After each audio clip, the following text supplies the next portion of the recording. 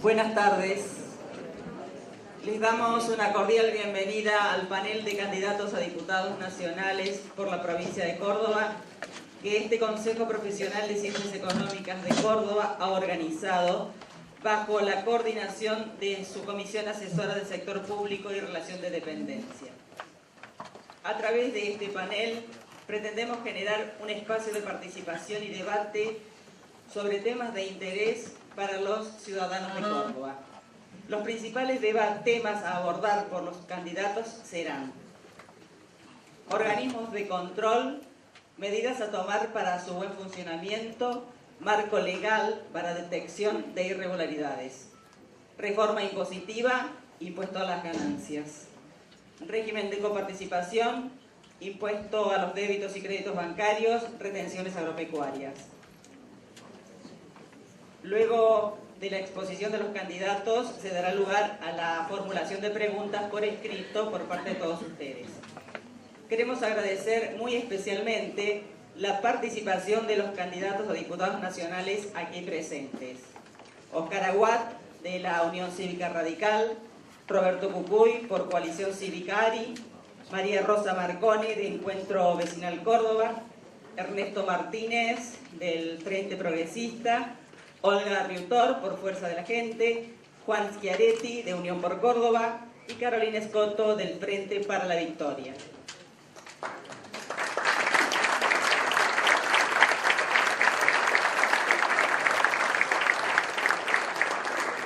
Un agradecimiento especial a la Red Ciudadana Nuestra Córdoba por el apoyo brindado en la difusión de este evento y al público presente por acompañarnos en este importante momento para la vida de la institución. Antes de finalizar este encuentro, la Red Ciudadana Nuestra Córdoba quiere invitar a los candidatos a diputados nacionales por Córdoba a suscribir un acta compromiso por una ley nacional de acceso a la información. A continuación, invitamos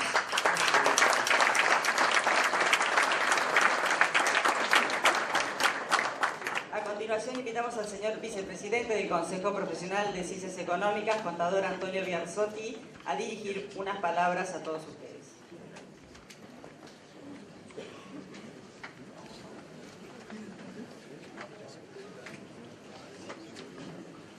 Hola.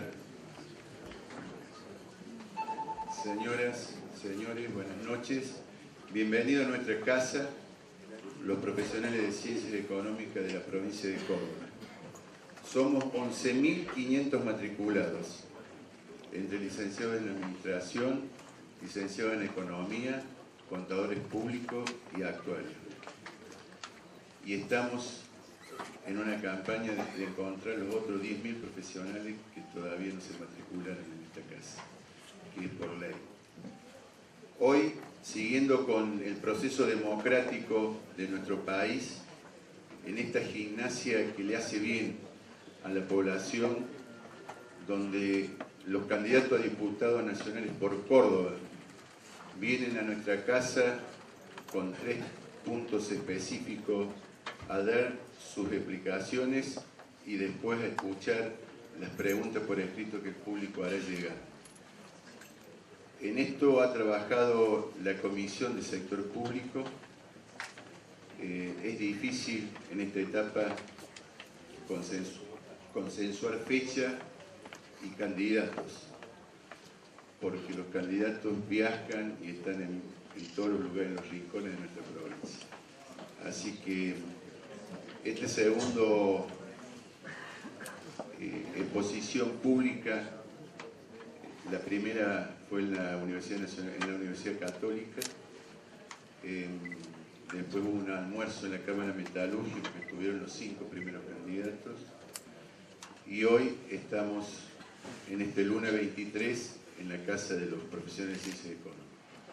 Red Ciudadana Nuestra Córdoba nos acompaña, que es un organismo que viene trabajando con muchas empresas que integran y que buscan transparentar la gestión y la información. Al final le harán acercar un acta para firmar un compromiso de los candidatos a diputados. Lo dejo con coordinador Roberto Bataglino. Ustedes vienen a escuchar los políticos. Gracias y buenas tardes.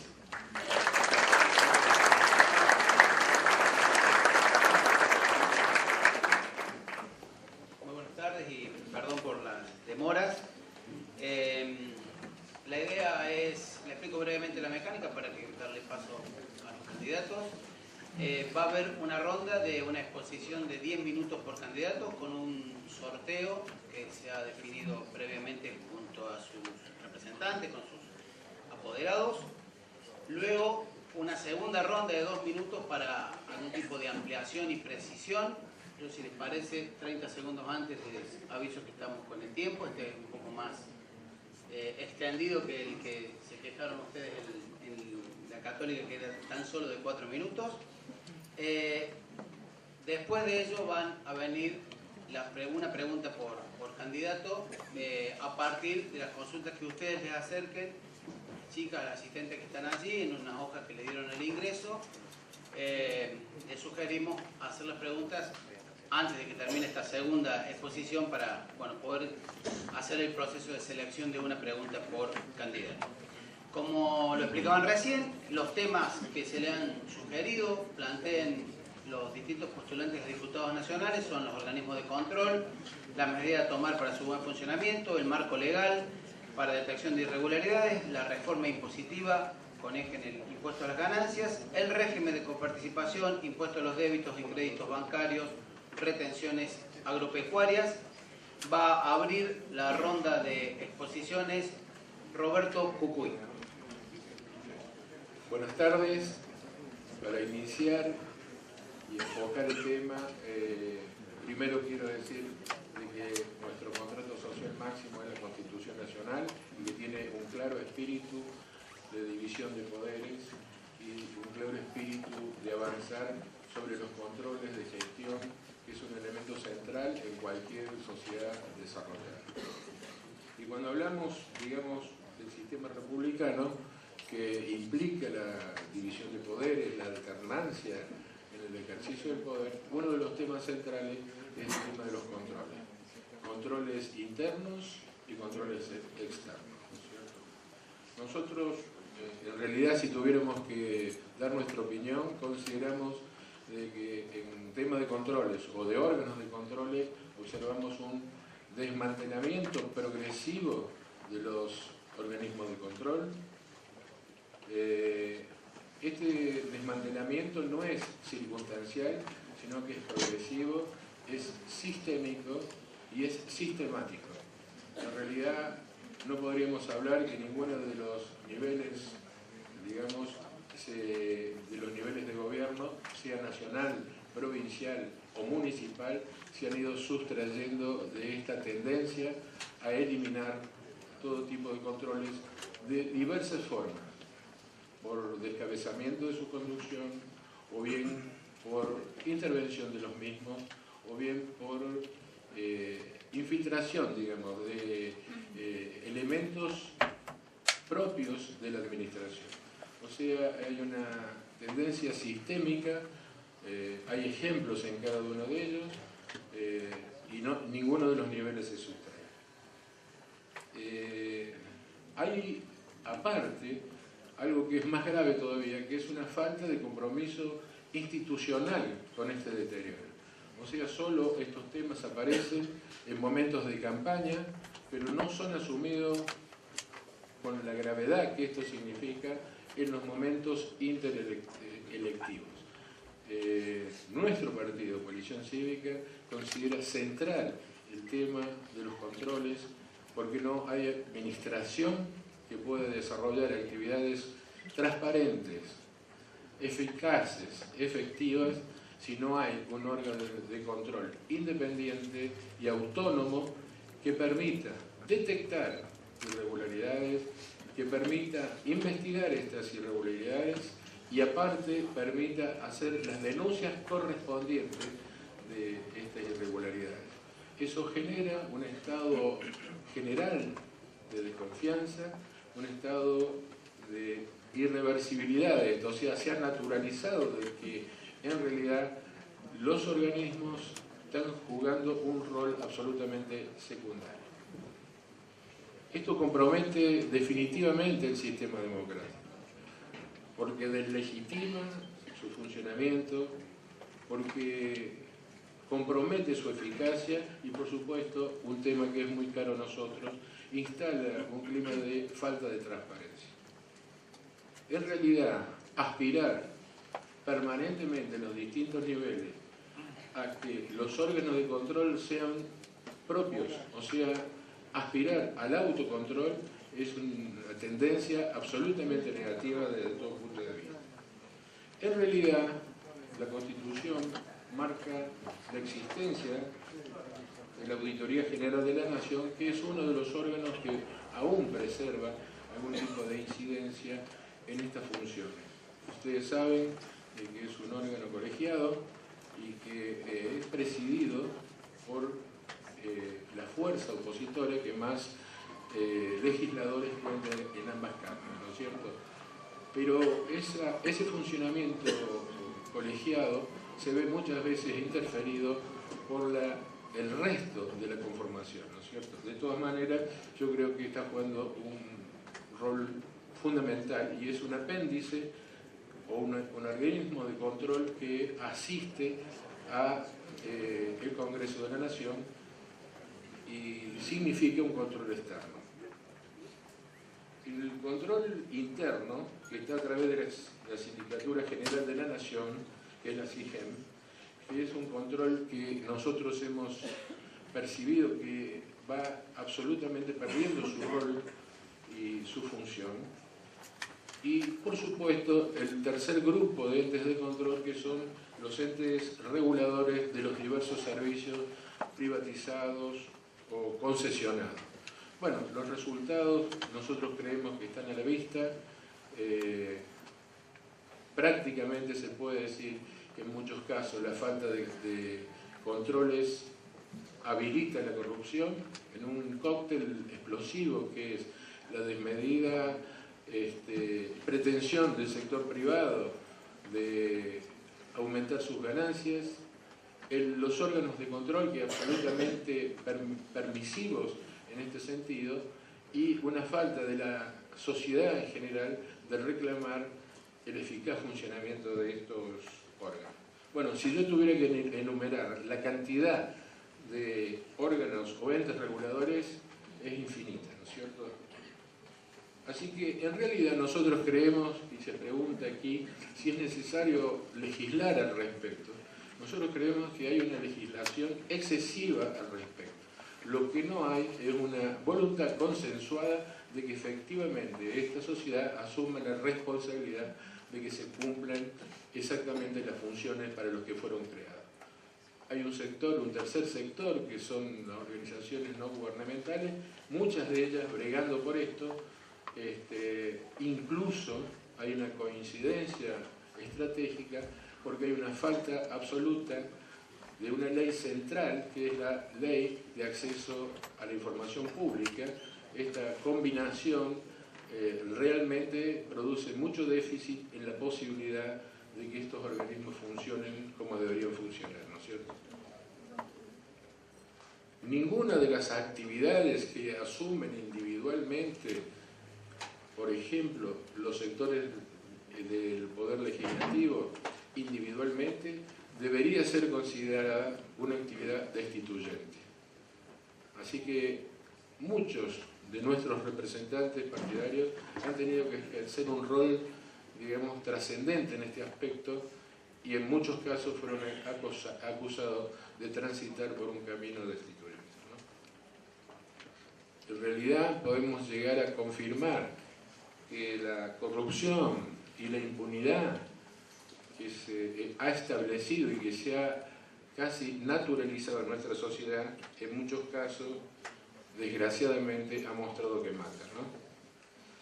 Algunos órganos que están desmantelados, como la Oficina Anticorrupción, la Defensoría del Pueblo, la Fiscalía de Investigaciones Administrativas, la Sindicatura General de la Nación, la Inspección General de Justicia. Bueno, es enorme la cantidad de órganos que figuran en los papeles pero que su rol no tiene el protagonismo que sería estrictamente necesario. Yo doy un ejemplo para contextualizar que esto no es nada más, no es solamente una problemática del Estado Nacional, sino que en nuestra provincia yo doy un caso paradigmático.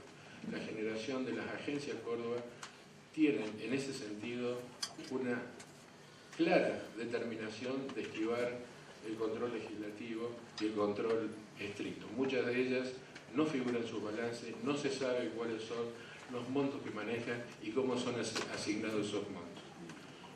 Los municipios, ni que hablar, el Tribunal de Cuentas de los municipios, absolutamente controlado por el partido de gobierno que ha ganado las elecciones, incluso su presidencia. En mi pueblo, concretamente, tenemos 3 integrantes, 2 de los cuales son del partido que ha ganado y la presidencia la ejerce el partido que ha ganado. O sea, es imposible que ese órgano ejerza funciones de control porque tiene una dependencia política absoluta. Yo diría de que en realidad tendría que haber un consenso y un acuerdo de generar entre las organizaciones políticas y no políticas un gran acuerdo nacional de definir de que no hay democracia y no hay país... 30 segundos. Al miércoles.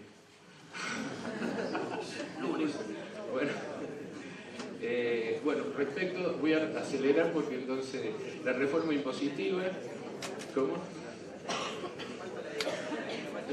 No dio nada, qué sé yo, bueno, disculpen ustedes.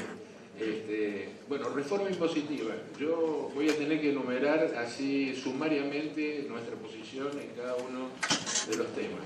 Impuesto a los créditos y débitos bancarios, nosotros creemos que es un impuesto que debe ser eliminado. Este es un impuesto transitorio que ha permanecido en el tiempo y no refleja la capacidad contributiva de las personas. El impuesto de las ganancias debe aumentar, por supuesto, por ley. Estaremos con el tiempo, si le parece, en la segunda ronda ampliamos la... Bueno, disculpe. Bueno, tenía que desarrollar y... Bueno, muchas gracias.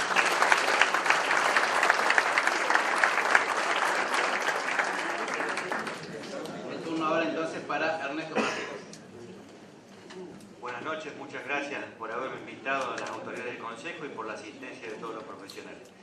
De impuestos no voy a hablar porque ese es el trabajo de ustedes y nosotros tenemos que pagarlo como corresponde año por año. Recién cuando llegaba a esta amable reunión veía carteles nuevos que convocaban a hablar de Córdoba, hablemos de Córdoba. ¿Cómo?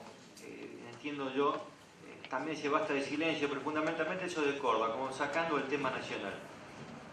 Y sinceramente tengo para mí que no se puede hablar de Córdoba si no se habla de la nación. Es inescindible lo que los diputados nacionales pueden hacer en el Congreso en orden a la situación que le queda a Córdoba y que puede llevar para adelante y para su futuro. Y por eso, evitando por ahora al menos el tema impuestos, entiendo que la cuestión de la coparticipación federal es uno de los ejes centrales que hace a la vida económica nacional y a la vida de Córdoba y que va de la mano con lo que se puede hacer entonces legislativamente en la nación. El diagnóstico ustedes lo conocen sobradamente. La ley de la coparticipación federal viene postergada de la reforma constitucional de 1994, no se ha dictado hasta el presente, es un tema enmarañado. Los gobernadores de provincia tienen que impulsarla con el Poder Ejecutivo y comenzar su tratamiento por el Senado de la Nación. Como las provincias más chicas, en definitiva es así, obtienen mayor porcentaje de la coparticipación primaria y se ven beneficiadas, no permiten que avance esto y simplemente con que alguna provincia pequeña o algún gobernador lo vaya trabando, la ley de coparticipación no se dicta. Y con esto Córdoba, que es lo que a nosotros nos interesa, viene postergada. Y esa postergación está de cara también al manejo discrecional del gobierno nacional que recauda y luego va transfiriendo las partidas del modo que políticamente entiende mejor en cada oportunidad y posterga Córdoba y con ello a todos sus habitantes. No es un diagnóstico de eslogan, sino es una realidad absolutamente numérica. Y quedarse simplemente en la descripción entiendo que sirve muy poco. nosotros tenemos nuestras ideas al respecto. Y la forma de intentar solucionar esta cuestión de la imposible en la práctica sanción de una nueva ley de coparticipación federal es mediante leyes específicas que favorezcan a las provincias grandes que en este momento, con relación a las chicas, están absolutamente postergadas. Ustedes lo han leído en los últimos días, lo que le tocaba a un habitante de Tierra del Fuego o de Jujuy con relación a un habitante de Córdoba. Y por supuesto era muchísimo más en proporción a los del sur del país que a los de Córdoba, pese a lo que aportan al Producto Bruto Interno de la Nación y al progreso del país. Desde luego debe ser solidario un país, las provincias más ricas, con relación a las menos favorecidas en sus recursos, pero de ninguna manera resignar lo que le corresponde por derecho, por justicia, por historia y por lo que produce, que en definitiva es lo que le interesa a la gente de las ciencias económicas, por lo que le produce a la provincia de Córdoba. El antecedente de una ley reparadora es el Fondo de Recuperación del Conurbano Bonaerense, que lo obtuvo Duhalde de Menem en 1992, y que en ese momento, fíjense la cifra que podía hacer actualmente, equivalía al 10% de la recaudación por impuesto a las ganancias. En 1995 se le puso un tope, había llegado a 650 millones de pesos y se congeló. Y hoy alcanza simplemente al 0.6% de la recaudación de ganancias de todo el país, que sigue siendo llamado Fondo del Conurbano Bonaerense y que es una ley vigente. Desde luego, el gobernador Scioli tiene que mendigar cada tanto el pago de los medios aguinaldos de los sueldos y llegar a un posicionamiento político de endeblez frente al Poder Ejecutivo Nacional para que su provincia o siga siendo viable o no entre en una deuda que le impida pagar sueldos y demás. Yo no veo que esto pueda ser resuelto por un partido que llegue al poder y que hecho entonces del Estado y de todo lo que ello significa, se transforme en el que da las directivas y desde luego se olvida por 4 años o por 8, normalmente hay reelecciones, de intentar una nueva ley de coparticipación federal con la excusa que es difícil. Y es difícil desde el 94, ya estamos casi en el 2014, en los años que llevan, lo han demostrado. Pero sí entiendo que las provincias, por encima de sus banderías políticas, con sus propias representaciones, que estoy hablando de Buenos Aires, de Santa Fe y de Córdoba, pueden lograr leyes específicas de reparación, porque generan, por su número de diputados, mayorías legislativas que fuerzan determinados temas y presionan al Poder Ejecutivo Nacional de modo tal que esta ley, que en algún momento lo fue para el conurbano de Bonaerense, lo puede hacer para el conurbano de Gran Córdoba y también para el conurbano de Gran Rosario, reparando una injusticia enorme, sustancial, que es la atención que, por ejemplo, brinda la ciudad de Córdoba a multitud de habitantes de otras provincias que llegan y se instalan, o Rosario, que lo hace con los que vienen del Chaco y del resto del norte, y la provincia de Buenos Aires, el conurbano de todo el país. Se intentó en alguna medida paliar la situación. Yo entiendo que fue una circunstancia política de debilidad del gobierno nacional después de la derrota del 2009 y del 125, con el llamado Fondo Federal Solidario, Fondo Social Solidario, conocido como el Fondo Sojero. Para el año 2011, las retenciones que se hacían a la producción agrícola cordobesa eran de 2.000 millones de dólares y retornaban 640 millones de pesos. Se reintegraba simplemente el 8.58 de lo aportado por la producción cordobesa. Me he referido ya a la desproporción con que se distribuye entre cada habitante según la provincia que viva la coparticipación federal y cómo esta coparticipación secundaria, coparticipación federal secundaria de 70 y 30 lleva a que el 70% se lo siga quedando la nación en el caso del Fondo Sojero y el 30% se coparticipe. Insisto entonces en buscar por parte de las 3 provincias que prácticamente Buenos Aires, Córdoba, Santa Fe llegan a mucho más que 1/3 de la Cámara de Diputados de la Nación, leyes para fondos concretos, para cuestiones sociales, de vivienda, infraestructura, de salud, que no sean motivo de discrecionalidad por parte del Poder Ejecutivo de turno. Cuando no hay discrecionalidad y el fondo es específico, es imposible mover las partidas como actualmente está autorizado el jefe de gabinete en virtud de la delegación que año a año se le hace al Poder Ejecutivo Nacional a la hora de sancionar el presupuesto, que seguramente debe ser la tarea más perversa que los legisladores del oficialismo circunstancialmente van asumiendo año tras año. En el 2011, para otro número que a ustedes les gustan los números, el aporte por retenciones, si hubieran sido bien liquidadas como correspondía, para Córdoba tendría que haber llegado a 8.250 millones de pesos, lo que equivale a 70.000 viviendas sociales. No debo olvidar, y el ex gobernador seguramente lo va a refrendar, cuando a Córdoba le hizo falta estar unida frente a la nación, nuestra fuerza política fue la primera en acompañar esa situación.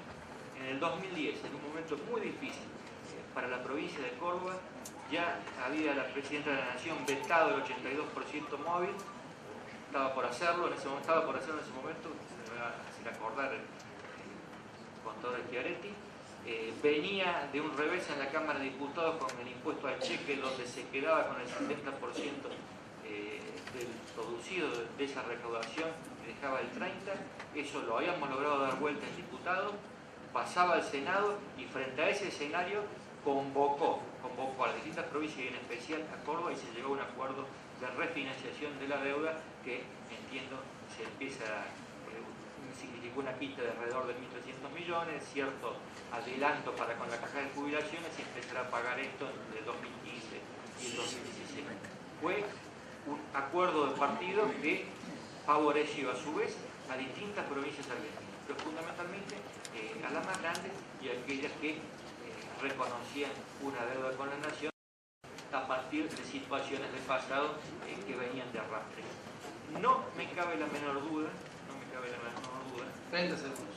Que si no cae nuevamente el país en una interna peronista de gomerazos, de piedra y de que el que gana se lleva todo y que prima por sobre aquello de responsabilidad de todas nuestras provincias, Buenos Aires, Córdoba y Santa Fe, de esta región centro que debemos fortalecer, se puede llegar a leyes específicas que eviten la discriminación y con esto el problema insuperable por lo complejo de no dictar una nueva ley de coparticipación federal de impuestos.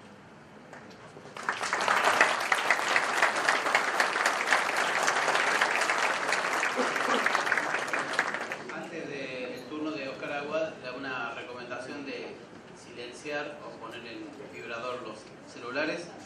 Ahora sí, el turno de Oscar Aguad.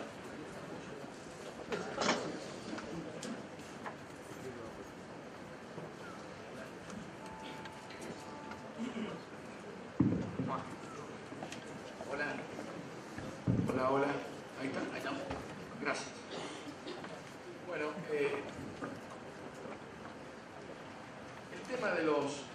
Primero que nada, quiero agradecer al Consejo de Ciencias Económicas esta oportunidad que nos dan de poder debatir, de expresarnos y de asumir compromisos frente a quienes pueden ser nuestros votantes.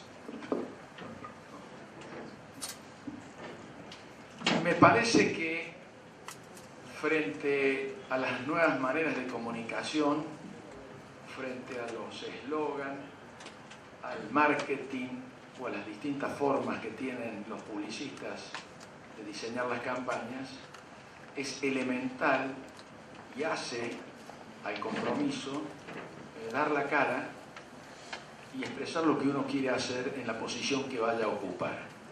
Debatir hoy es una necesidad imperiosa. Dar la cara y asumir compromisos me parece que es insoslayable. Este tema de los controles, yo quiero primero que nada decir que más allá de que los controles sirven para tratar de impedir o de castigar esta corrupción sistémica que existe en la Argentina, los controles sirven para el impulso de la actividad económica. Voy a partir desde una cuestión que me parece esencial y que es la función primordial del Congreso, que es el presupuesto nacional. La Argentina hace 10 años que carece de presupuesto nacional. la hoja de ruta del país. Y esto es así porque se viene soslayando los ingresos que tiene la Argentina a partir de las publicaciones o las mediciones que hace el Instituto de Estadísticas, el INDEC, que es una manera que tiene el Poder Ejecutivo de soslayar los ingresos que se van a obtener en un año y de esta manera poder luego utilizar los dineros sobrantes discrecionalmente. Esto se ha venido repitiendo y la Argentina debe mucho de su fracaso a esta manera casi absurda de manejar la hoja de ruta y la previsibilidad del país. Nosotros nos gobernamos sin presupuesto. Yo creo que una de las funciones esenciales que tiene el Congreso de la Nación es exigir que el país tenga presupuesto. Para esto, si nosotros logramos tener mayoría, digo, la oposición en el Congreso, yo me comprometo a tratar de conformar una mayoría para tratar de que el presupuesto nacional sea veraz y que no soslaye los ingresos que tiene la Argentina para luego, por un DNU, autorizarlos al fin del ejercicio. Les cuento, este año ya se aprobó un DNU por 40.000 millones de pesos, que son excedentes de recaudación que nadie controla y que además ya se ejecutaron. Y es muy probable que a fin de año entre otro decreto de necesidad y urgencia con otros 40.000 millones que son los excedentes de la recaudación que también se gastan sin control. Me parece que si la Argentina quiere tomar otro rumbo, tiene 2 o 3 cosas que hacer en esta materia que son insustituibles. Primero, en el Congreso hay que crear la la oficina de presupuesto, tal como está planteada en los países desarrollados y como actualmente rige en Chile, que es un ejemplo increíble de la región.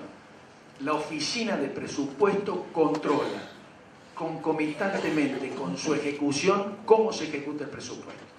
Y existe una ley en el presupuesto que impide cambiar las partidas presupuestarias calculadas, salvo con una mayoría agravada del Congreso. Esto es concomitante y consecuente con la importancia que hay que asignarle al presupuesto de la nación. Y la otra cuestión, que es fundamental y que ustedes la han planteado, que es la ley de acceso a la información pública. Es decir, si la Argentina tiene una oficina de presupuesto que controle concomitantemente la ejecución del presupuesto, si tiene una ley de acceso a la información pública y si tiene vedado los superpoderes, que es una facultad discrecional para cambiar partidas sin pasar por el Congreso, me parece que la Argentina daría un enorme paso adelante en materia de transparencia y de previsibilidad del país. También, otra de las cuestiones que tenemos que lograr en el Congreso, ojalá tengamos la mayoría para hacerlo, es que funcionen las comisiones bicamerales. Hay 4 o 5 comisiones bicamerales, una, la revisora mixta de control de las cuentas públicas, de la cual depende la Auditoría General de la Nación, que hace auditorías sobre los ejercicios vencidos, cosa que a la Argentina le interesa bastante poco. La Argentina está hoy con una cuenta de inversión de 3 años de atraso de su aprobación. Es decir, el Congreso de la Nación no sabe cómo se ejecutaron los presupuestos anteriores. La revisora mixta debiera ser una comisión que funcione, porque no funciona, y que además controle consecuentemente y audite la ejecución presupuestaria que se está ejecutando. Tampoco funciona la Comisión Bicameral de Seguimiento de la Evolución y Utilización de los Fondos Previsionales. Ustedes saben que la Nación está financiando parte de su déficit, de su terrible déficit fiscal. Este año va a terminar un déficit de 3 puntos del producto en la cuenta corriente. Lo financia con fondos del ANSES y además lo financia con emisión del Banco Central, que son también grandes causas del deterioro de la economía nacional. tampoco funciona la bicameral de seguimiento de las tareas de inteligencia. Esa comisión prácticamente que maneja un presupuesto actualizado cercano a los 1.000 millones de pesos no se reúnen normalmente ni para controlar la ejecución de sus cuentas ni para controlar la tarea que realizan quienes hacen inteligencia en el país. Tampoco funciona la comisión bicameral porque no existe, no ha sido creada, y esta es una obligación que tenemos, la comisión bicameral de seguimiento de las actividades del Ministerio Público Fiscal Extrapoder. Es decir, el Parlamento no puede tener control de las políticas de persecución penal que existen en el país, que muchas de ellas están referidas fundamentalmente a los casos de corrupción, fundamentalmente del poder político. Tampoco podemos lograr que esta ley reglamente aquel Ministerio Público Extrapoder que creó la Constitución del 94.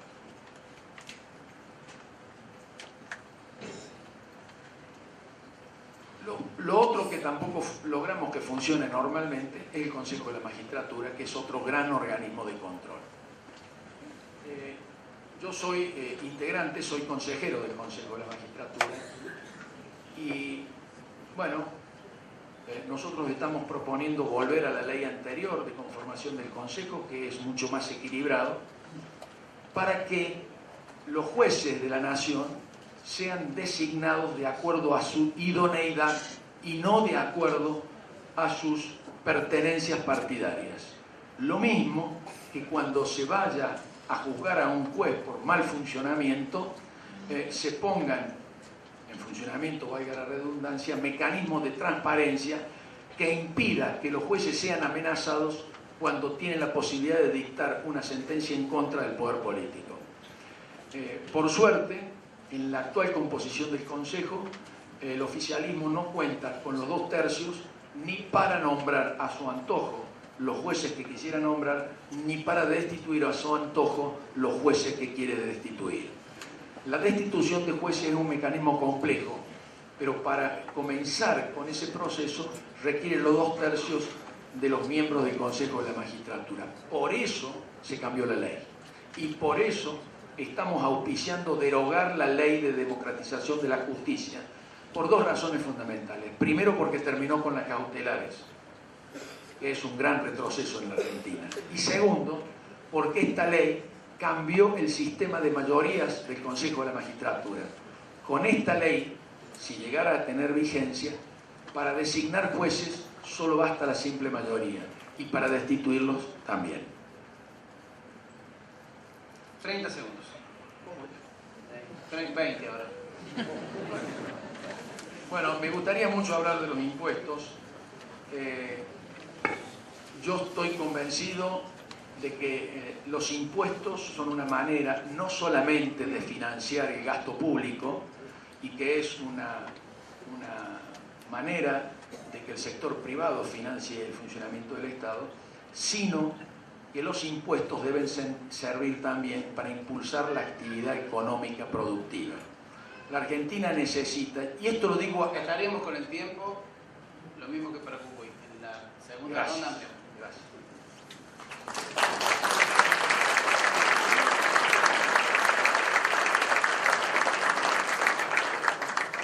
Olga Rutó. Buenas tardes, gracias por la invitación. Es una posibilidad de participar de todos, que tenemos todos los candidatos, así que felicitaciones por la idea. Cuando se nos pide hablar de los organismos de control, creo que es recoger el guante que la gente nos está planteando cotidianamente de la necesidad de transparentar el gasto público. Y si tomamos algún periodo histórico, los 30 años de democracia que ya casi vamos a concluir, todos hemos leído, sabemos, hemos escuchado y hemos sido testigos de denuncias de corrupción en todos los niveles del Estado, en los tres poderes y más allá del color político de quien gobierne, estos hechos han sido denunciados, sentidos y muy pocos resultados la gente ha observado respecto de estas denuncias y de cómo se han podido ir corrigiendo o eficientizando el gasto público para que le vuelva al pueblo en bienes, en servicios, en mayor crecimiento, en trabajo y en salario. Cuando uno habla de los organismos de control que tenemos, como la Auditoría General de la Nación, que es el organismo que depende del Poder Legislativo para controlar por mandato constitucional al Poder Ejecutivo, lo que estamos analizando ahí es que lo primero que hay que hacer es recuperar la independencia de los tres poderes en el Estado Nacional. Si los legisladores actuales votan la ley de emergencia económica que le transfiere superpoderes al Poder Ejecutivo, que son facultades que tiene el Poder Legislativo por Constitución, difícilmente podamos mejorar o intentar perfeccionar los organismos de control estatal. La Auditoría General de la Nación, externa, que depende del Poder Legislativo, igual que la SIGEM, la Sindicatura del Estado Nacional, la Oficina Anticorrupción o la Defensoría del Pueblo, adolecen las cuatro instituciones del mismo defecto. Son juez y parte, porque todos sus miembros son elegidos por la mayoría gobernante de turno, sin importar el color político de esto. Por eso es que los resultados que se obtienen son escasos o nulos. Entonces, a la clara, o cambiamos la modalidad de la composición o nos tendremos que inventar algunos otros organismos de construcción, de control, para que la gente pueda realmente decir qué es lo que nos está pasando, cómo podemos controlar el poder o estas demandas reiteradas de corrupción en los distintos niveles de cualquier estado de que se trate. Yo aquí me acuerdo de una cosa que dijo Sanguinetti hace poco cuando nos vino a visitar a Córdoba, que dijo: no podamos pretender o querramos pretender un Estado virtuoso, transparente, que siga y controle el gasto en función de la necesidad de la población si no somos capaces de encontrar esas virtudes también en la sociedad que conformamos.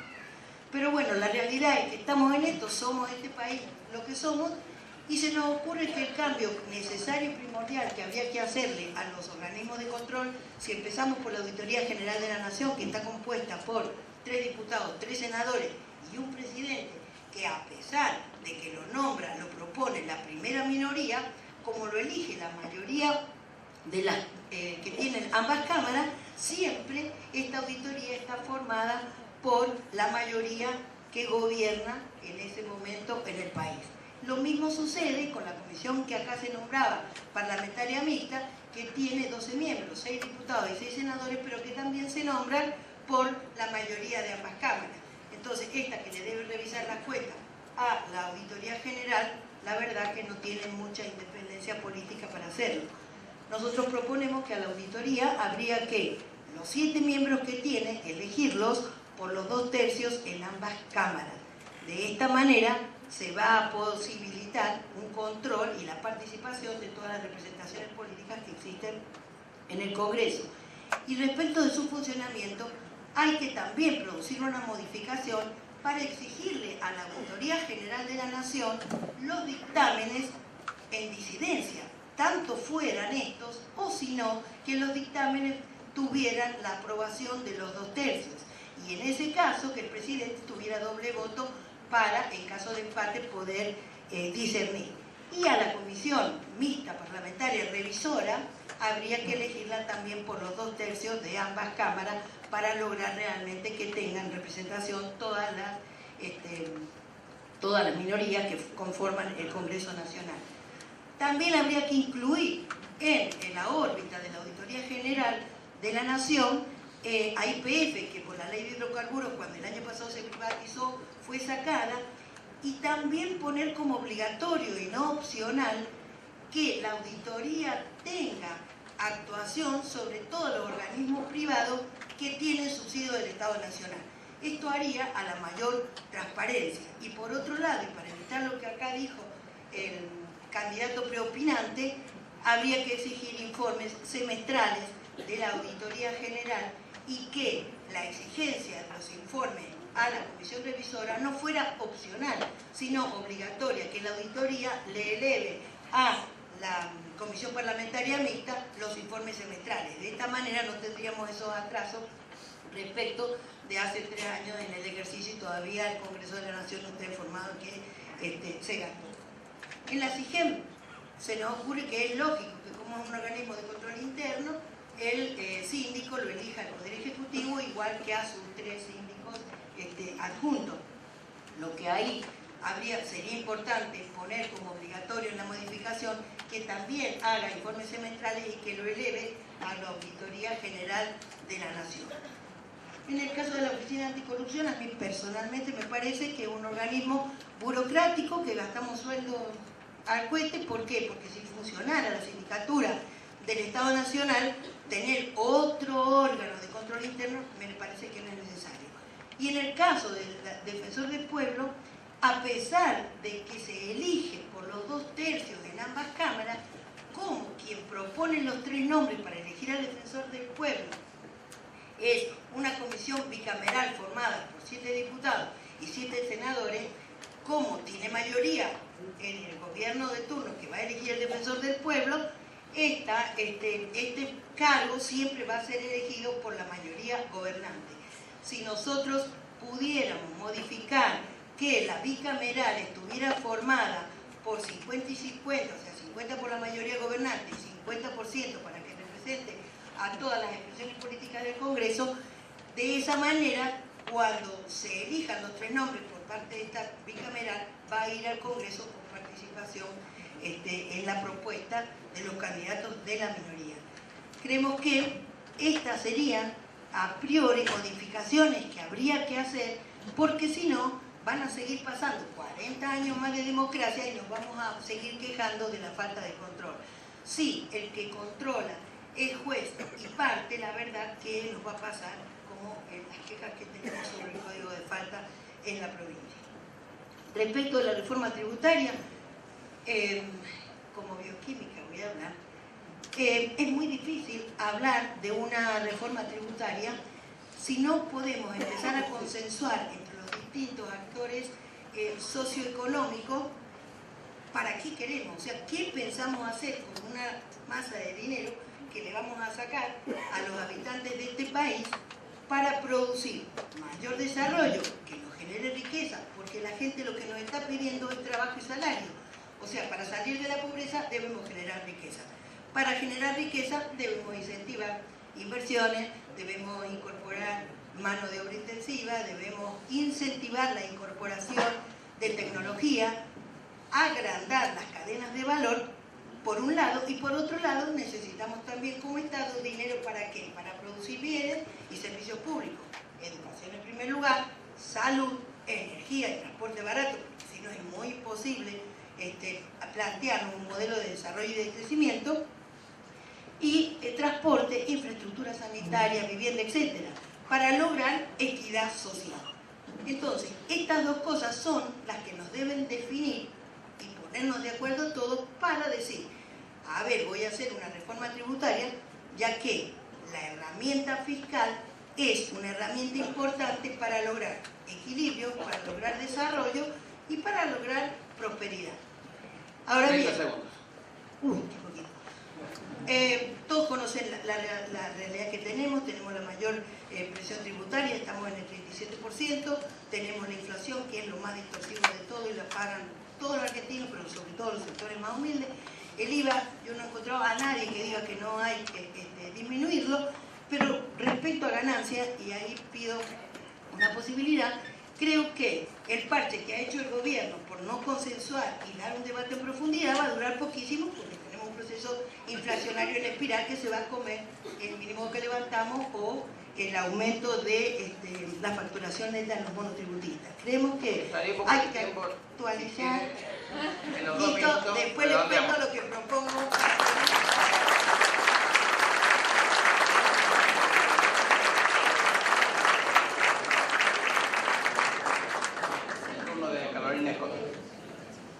Bueno, buenas tardes. Agradezco y también felicito al Consejo Nacional de Ciencias Económicas por organizar este debate con todas las fuerzas políticas que fueron invitadas, es decir, todas las fuerzas políticas que estamos presentando en estas elecciones legislativas de diputados nacionales por Córdoba, y hago mías las palabras de Oscar Aguad respecto de la importancia de que asumamos en forma personal el compromiso de sumarnos a todas y cada una de las mesas de debate, que son para nosotros menos una opción y más una obligación ante la ciudadanía. Como he comprobado, y ustedes también, que en 10 minutos es imposible decir algo en un ritmo más o menos audible sobre el volumen y la complejidad de estos temas, voy a seleccionar los que me parece que pueden agrupar los dos grandes ejes de preocupación. Eventualmente las preguntas permitirán el resto. Uno, el tema de los sistemas de control, en las que voy a ser breve, porque gracias a estar opinando en el quinto lugar puedo decir en cuántas cosas coincido de las que ya se han opinado. Y otra respecto de cuestiones generales acerca del régimen tributario de nuestro país, el régimen tributario vigente, y en particular sobre la cuestión de la coparticipación, pero no sin antes hacer una consideración de carácter general.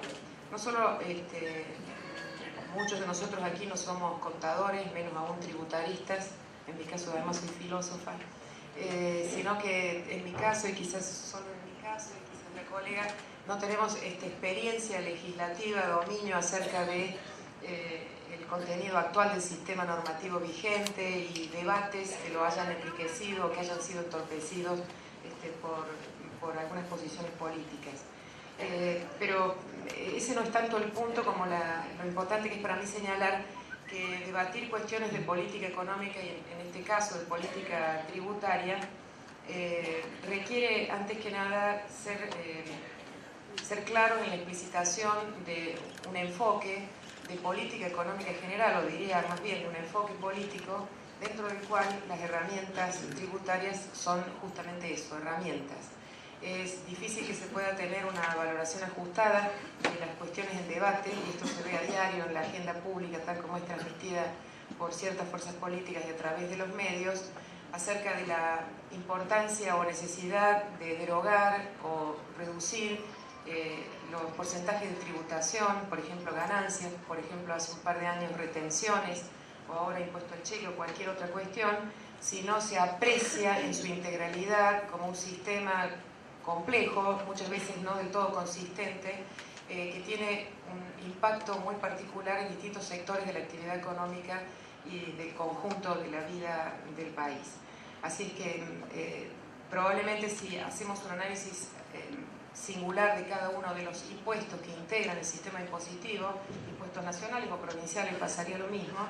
Es probable que nos veamos tentados por posiciones sectoriales que son las que hacen oír su voz a la hora de reclamar reducciones o derogaciones, y perdamos de vista el impacto que sobre el conjunto del país y en el marco de un determinado proyecto económico de desarrollo sustentable, como es el actual de desarrollo con equidad, se perdería de vista.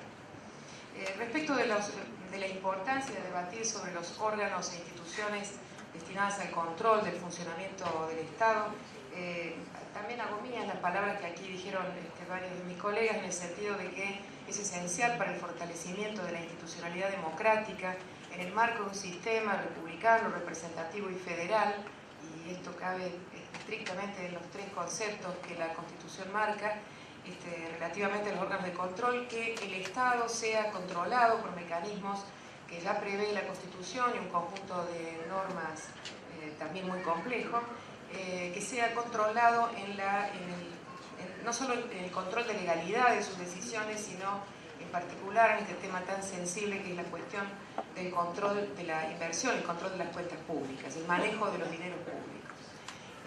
Es difícil abordar este tema de manera sencilla y no de manera genérica y conceptual. Coincido que hay una enorme cantidad de organismos de control, coincido en que resultan ineficaces a la luz de los resultados, entre los cuales cuento la ignorancia que la mayor parte de los ciudadanos tenemos de los resultados de los procedimientos de control, de auditoría y de recomendaciones y observaciones que surgen de ellos respecto de cómo están funcionando los tesoros provinciales, la ejecución de los presupuestos o las empresas de servicios públicos, o en fin, aquello que se esté controlando. Me parece además que este es un tema especialmente interesante para los poderes legislativos provinciales y nacionales, porque efectivamente compete al Poder Legislativo ejercer en particular el control de la acción de gobierno, de la ejecución, implementación de las políticas públicas y en particular del uso de los dineros públicos.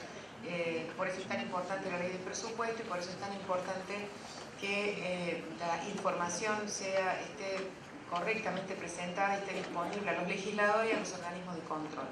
Personalmente, viviendo en Córdoba, como vivo hace muchísimos años, no conozco de ningún informe de un organismo de control interno de las cuentas públicas de la provincia y escucho patalear a muchísimos legisladores opositores acerca de que no cierran los números, ni de la deuda pública provincial, ni de la relación entre ingresos y egresos, de la ausencia de los organismos descentralizados del Estado en las rendiciones de cuentas de los presupuestos provinciales, y seguramente puede pasar esto también con otros organismos a nivel nacional. De manera que reivindico absolutamente la necesidad de vigorizar los controles, mucho más cuando reivindico al mismo tiempo la necesidad de vigorizar el rol del Estado, de un Estado que sea fuerte, que tenga la capacidad de intervenir, redireccionando las políticas productivas o sociales, o las políticas sociales, voy a generalizar, incluyendo con esto la educación, la salud, y en fin, todas aquellas cuestiones esenciales para las cuales necesitamos un Estado fuerte, con recursos. Esto va acompañado, como digo, de fortalecer los mecanismos de control. Respecto del sistema tributario, como también se ha dicho, es un instrumento de tantos fundamental de política económica. Me niego a hablar del gasto público y prefiero hablar de la inversión pública. Creo que son dos conceptos diametralmente opuestos, de manera que no me preocupa en particular la presión tributaria mayor, relativamente mayor, que el Estado nacional en estos años ha podido ir generando. Lo que se llama presión tributaria nunca parece defendible, digamos, pero el hecho del poder mayor recaudatorio, la mayor eficiencia y capacidad recaudatoria del Estado Nacional, que ha incrementado la capacidad del Estado Nacional justamente de desarrollar políticas activas capaces de cambiar el diseño de un país completamente desarticulado, donde el Estado había desaparecido, las empresas públicas habían sido rifadas y habíamos quedado entregados en manos del mercado, básicamente ocupados por empresas que no reinvertían en el país, no generaban empleo y todo esto lo que ya sabemos. Un sistema tributario fuerte por parte del Estado Nacional, sin embargo, tiene que ser un sistema que, como también se dijo, no afecte a la producción, no afecte a las políticas de promoción de la inversión, no comprometa la rentabilidad del sector productivo y sea, por lo tanto, capaz de activar la economía dentro de un proyecto estratégico que deberá definir su matriz productiva, etc.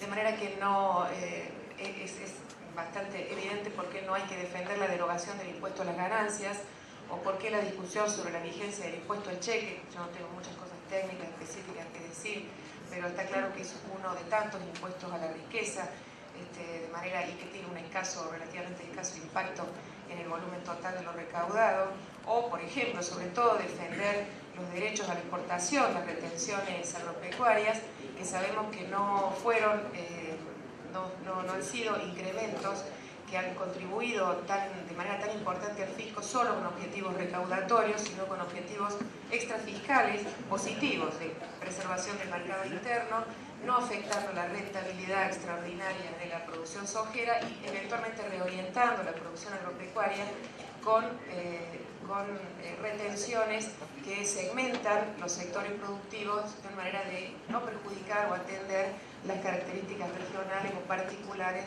de la producción agropecuaria de que se trate, lechera, en fin, de otros granos, no sojera. 30 segundos. Desaliente este modelo de desarrollo de monocultivo intensivo de alta tecnología, poca capacidad de absorción de mano de obra, etcétera, etcétera, y tanto daño ambiental que ya conocemos. Por esto es que defiendo la existencia de las retenciones agropecuarias, las que por lo demás existen hace mucho tiempo y son practicadas por muchos países exactamente con el mismo objetivo distributivo. Para defender la necesidad de la reforma del sistema integral del sistema tributario argentino, me llevaría un rato de tiempo, pero todos coincidiríamos, y es fácil coincidir, en que debería ser más equitativo y menos regresivo, pero todos también estarán de acuerdo en coincidir que se trata de un debate de una enorme complejidad que requiere casi tantos consensos políticos como debatir una reforma de la Constitución. son tantas las normas y tanto el Estaríamos impacto con el tiempo. de estos temas que se dice fácil, pero se hace.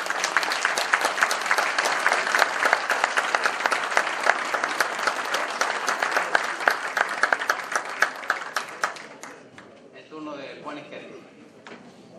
Bueno, gracias por la invitación, felicitaciones por la iniciativa, Correa del Consejo Profesional de Ciencias Económicas. En primer lugar, quiero referirme al tema fiscal. La presión fiscal en Argentina pasó en estos últimos 10 años del 23% del producto al 37% del producto. Y esto se debe a estos 14 puntos, 1,5 puntos solamente son responsabilidad de las provincias y municipios y 12,5 puntos son responsabilidad del Estado Nacional. Y junto con esto, la otra característica es que se profundiza el reparto desequilibrado de ingresos nacionales e impuestos nacionales a favor del Estado Nacional que se verifica las dos últimas décadas.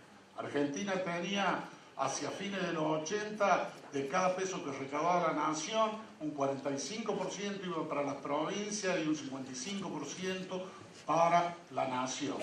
A partir de esta década se profundiza, ya había caído, estaba en un 32% lo que iba para las provincias y un 68% para la nación hacia la segunda mitad de los 90, y ahora estamos en que las provincias solo se llevan el 25,9% y la nación se lleva la diferencia. O sea, prácticamente la nación se está llevando 75% de cada peso que recauda. Cuando uno mira la obligación indelegable de cada poder del Estado, se da cuenta que esto es absolutamente injusto, porque las provincias y municipios son responsables. Los municipios de la basura, de las calles, del asfalto, del alumbrado, de las cloacas y del agua. Las provincias tienen como misión indelegable cuidar de la educación pública, la salud pública, la seguridad pública y la justicia. Y la nación tiene como misión indelegable las Fuerzas Armadas, tiene la Cancillería, tiene la Justicia Federal y la Policía Federal.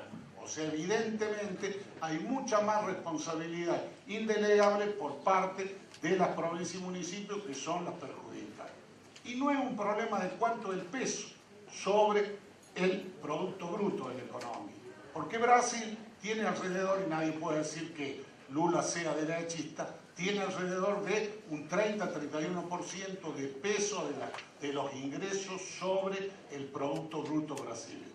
Y así como fue injusto y cruel tener cerca de un 20% hace 20 años de ingresos tributarios sobre el producto, tener un 37%, cuando los países que progresan tienen un 30%, me parece que hay algo que no funciona, sobre todo cuando se tiene 27% de pobreza, 35% trabajando en negro de los argentinos y se tiene más de 1.220.000 jóvenes entre 18 y 30 años que ni estudian ni trabajan y que explican también el fenómeno de la delincuencia y la violencia que pasa en nuestro país. Y por si quedan alguna duda, digamos que en estos años, mientras Argentina levantó la cantidad de gente que ingresó de la clase más humilde a la clase media en un 14%, y bienvenido sea ese aumento a la clase media, Brasil lo hizo con una presión fiscal menor en un 27%, para que quede absolutamente claro. Evidentemente, esto indica que hay algo que está mal en el sistema tributario. Indudablemente, la coparticipación es un laberinto, que yo me permití traer esto porque se ve que es un laberinto. O sea, todos ven que es un laberinto, realmente que está lleno de parches y no hace falta poder distinguir para ver el laberinto que es. Lo que a mí me parece que es claro es de que mientras las provincias nos pongamos a discutir la trampa que lamentablemente quedó en la Constitución del 94, de cambiar la ley de coparticipación, la nación va a seguir concentrando recursos. Lo que hay que cambiar es la ley de distribución de recursos, para empezar a que vengan más recursos a la provincia y menos a la nación en una manera gradual que permita llegar a los niveles de casi mitad y mitad que había allí a los inicios de los 80. Si nos ponemos a discutir entre las provincias, ¿qué hacemos? No vamos a llegar a un acuerdo y esto no se va a cambiar nunca, porque hay que ponerse de acuerdo cómo a partir del próximo año comienza a ir más recursos hacia las provincias. En relación al impuesto a la ganancia, el tema es muy simple, se ha transformado en un impuesto a la producción y al trabajo porque no se actualizó más la tabla del año 2000. Si se hubiera actualizado la tabla del año 2000 y los mínimos no imponibles, las deducciones, ¿saben cuánto sería hoy el salario bruto que no tendría que pagar impuesto a la ganancia? Alrededor de 23.000 pesos, porque era 2.900 pesos allá en el año 2000 y la inflación se multiplicó por 8. ¿Y saben qué pasa? Que todo el que cae en impuesto a la ganancia, que la alícuota va del 9 al 35%, paga la alícuota más alta, paga lo mismo que si fuera un gran empresario, porque la alícuota no se actualizó nunca. Los mínimos se actualizaron un poco y el último parche terminó de actualizar algo, el último parche que hizo el gobierno nacional. Pero la alícuota no. Entonces alguien que tenía un salario neto en el año 2000 de 2.500 pesos mensuales, pagaba el 14% la ganancia. Esa misma persona, hoy, el salario multiplicado por 8, ni siquiera digo, por más que pueda haber tenido el aumento salarial, está pagando el 35%, lo mismo que un gran empresario. Y esto, a todas luces, es injusto, es regresivo y hay que cambiar. Por eso, hay que cambiar la ley de impuesto a la ganancia, hay que actualizar las tablas que había en el 2000 y va a actualizarlas por ley cada 6 meses, porque la inflación existe y está arriba del 25%. Y para lo que dice, de que diga de dónde salen los recursos, muy simple. Estamos con 5 puntos del producto de subsidio. De esos subsidios que le tocan a los grandes consumidores de energía en detrimento de los que menos tienen. Es muy simple, hay que comenzar a sacar los subsidios a aquellos que lo pueden pagar y hacer lo que hacemos en el PET, donde tenemos 105.000 tarifas sociales que no la define el gobierno, la define el colegio de asistentes sociales, los que están abajo del nivel de pobreza y que tienen derecho a las tarifas sociales. Vaya si hay tela para cortar en relación a los subsidios. Y esto es lo que hay que hacer con el impuesto a la ganancia, como creo también que en el caso del impuesto a la retención agropecuaria, que es una vieja discusión que se da en los países exportadores de alimentos, cómo desengancha precios internos de precios internacionales. En Argentina ni siquiera está bajo esa discusión en la retención a la exportación agropecuaria. Está bajo la ecuación de recaudar lo más que se puede, por la que tiene mayor retención es la soja, que los argentinos no consumen. La lógica, ¿cuál es? ¿Por qué tiene un mal impuesto? Que se pague impuesto a las ganancias. Y si hay momentos en la historia donde hay una renta específica de un sector, en ese momento se puede poner una sobretasa de impuesto a las ganancias. Y yo quiero que alguien me explique por qué se aumentaron todas las materias primas. Esta década en Argentina se castiga solamente al productor agropecuario cuando aumentaron también los minerales mucho más de lo que aumentó la soja y no se le movió un ápice el impuesto a las mineras que están en Argentina. Pues también los minerales aumentaron por 8 o por 9 veces, lo cual evidentemente indica que hay una discriminación contra el campo. Creo que hay que comenzar a disminuir las retenciones a la exportación agropecuaria porque a Córdoba las perjudica notablemente. Mandamos más de 2.500 millones de dólares por año al Tesoro Nacional, vuelve menos del 10%. Que esa plata comience a quedar en manos de los chacareros cordobeses que la gastan toda acá, no se la llevan afuera. Creo que hay que empezarla a poner a cuenta de impuesto a la ganancia para luego, en el mediano y largo plazo, a eliminarla y poner como impuesto a la ganancia. Si se quiere poner una sobretasa, tiene que ser una decisión del conjunto de los argentinos para ver qué financia en un momento histórico donde tiene algún sector de la economía que esté ganando mucho. Pero reitero, absolutamente injusto que se castigue al chacarero mientras las grandes empresas multinacionales mineras no. Como también absolutamente injusto que paguen los trabajadores el impuesto a las ganancias y los empleados mientras la renta financiera no es grabada como sí es grabada en Uruguay, en Chile y en Brasil. Estos eran los puntos que yo quería decir y seguramente en el próximo bloque hablaremos de otro tema. Muchísimas gracias.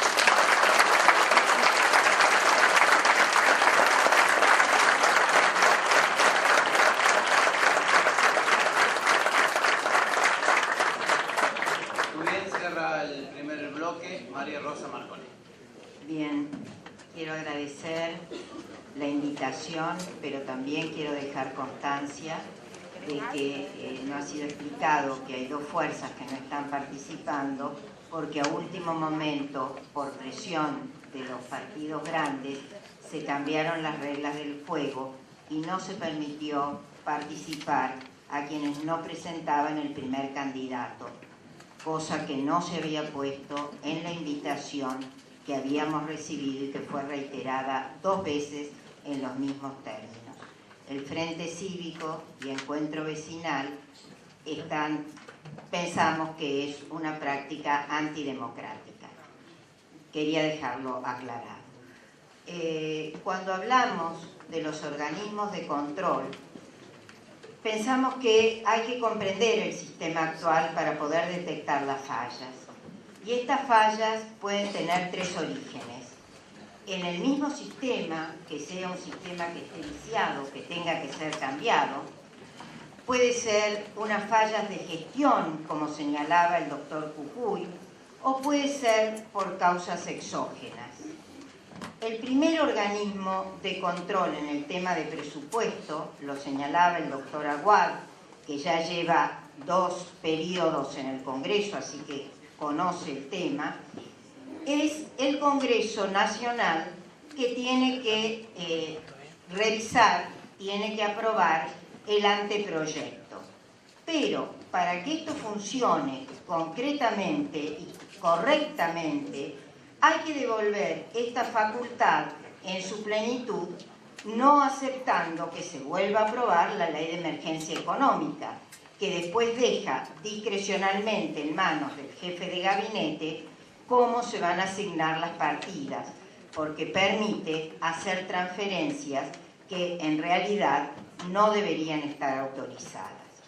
Esta derogación de la ley, o derogación o no aprobación de la Ley de Emergencia Económica, necesitaría también una madurez de toda la oposición en el Congreso para que no se convierta en un obstáculo a la gestión del partido que detenta el poder.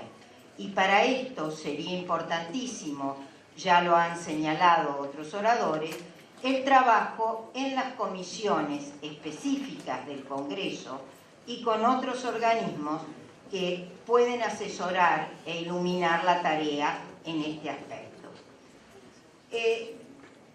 Por la ley 24.156 existen 2 órganos rectores en esto del control. El control interno, que señalaba la señora Alba Riutor, que lo ejerce la Sindicatura General de la Nación, y la Auditoría General de la Nación. El artículo 104, en su inciso K, indica que la Sindicatura General tiene el deber de denunciar todos los actos que acarreen perjuicios económicos y que puedan tener un resultado negativo sobre la marcha de lo que es la economía y la ejecución del presupuesto. Esto existe y no se cumple. Acá estamos ante un hecho de gestión durante mucho tiempo dentro de la Sindicatura General de la Nación. Estaba la esposa del ministro De Vido, que debía ser controlado justamente por la SIGEN. La Auditoría General de la Nación presenta otro problema. El artículo 117 de esta ley contradice el espíritu del artículo 85 de la Constitución Nacional, porque el artículo 85 señala que la auditoría debe controlar también la gestión, y el artículo 117 dice que tiene que controlar solo la ejecución. Por lo tanto, de un control durante pasamos solamente a un control ex post facto. El control ex ante lo tiene que hacer el Congreso, pero la Auditoría General de la Nación debería estar facultada, igual que la sindicatura que hace el control interno, a hacer el seguimiento. La ley 24.156 es del año 92. Ha tenido algunas reformas, pero es anterior a la reforma de la Constitución. Ese es un punto que debería ser considerado por el Congreso. Existe también la Oficina Nacional de Presupuesto. El artículo 44 de la misma ley la faculta para hacer esta comprobación y este seguimiento durante la ejecución de los actos, e incluso señala la importancia de que este control sea cercano a la realización de los actos administrativos. Como cualquier criterio sensato nos dice que es lo conveniente. De hecho, es poco lo que se cumple. Otro organismo de control es la Oficina Anticorrupción. Yo no creo, como se dijo acá, que sea solamente un organismo burocrático. Que en este momento funcione como tal es otra cosa. La Organización de Transparencia Internacional le había colocado en el año 2012 un promedio de 3 puntos sobre 10, cuando muchos países de la región tienen para el mismo tema 7 puntos sobre 10. Una de las falencias que tiene es que los ciudadanos comunes no conocemos en general los canales por los cuales tenemos la posibilidad de hacer llegar las denuncias para que esta oficina efectivamente pueda funcionar. La ley de encubrimiento y lavado del dinero de origen delictivo crea la unidad de información financiera, otro elemento que también es muy importante para el control, pero que si se sanciona una ley que permite el lavado de capitales, como la ley de blanqueo que se acaba de sancionar, evidentemente está dando un mensaje muy confuso y es poco lo que realmente se puede realizar. Respecto a la reforma impositiva, nosotros creemos que el impuesto a la ganancia tiene que ser reformado. Hay, por supuesto, ya lo hemos dicho en otras ocasiones, pensamos que hay que subir el mínimo no imponible y que tendría que ser a partir de la dieta de un diputado, con lo cual también todos los sueldos que igualen o superen este monto deberían aportar. En esto hay no solamente una cuestión de justicia, sino también se sacaría un tema de fricción. Es muy irritativo que ciertos montos, que todos sabemos que son altos, no estén aportando a este ingreso. Otro aspecto dentro de la revisión del impuesto a las ganancias es cómo se trata la tributación de los dividendos. En este momento hay prácticamente una doble imposición, porque se está tributando sobre las ganancias de la empresa y están tributando poco los dividendos particulares. Se debería unificar y se debería hacer una renta global. También debería revisarse cómo se está aplicando el monotributo, que si bien fue pensado para simplificar sobre todo la categoría cuarta del impuesto a las ganancias, en este momento también creemos que debería ser ajustado. Por supuesto, este ajuste que se ha hecho de los montos del monotributo y del impuesto a las ganancias solamente hasta fin de año y sin una perspectiva de qué es lo que se va a hacer después, nos parece que conspira contra la debida transparencia que tiene que tener este tema. 30 segundos. Bien, creemos que se debe buscar la manera de eliminar gradualmente el impuesto al cheque, el impuesto en realidad a los débitos y créditos bancarios, que contrariamente a lo que se dijo, está realmente gravando a la pequeña y mediana empresa, está haciéndose oneroso, sobre todo para esos sectores, y creemos que eso se debe revertir. Sigo en los otros minutos. Gracias.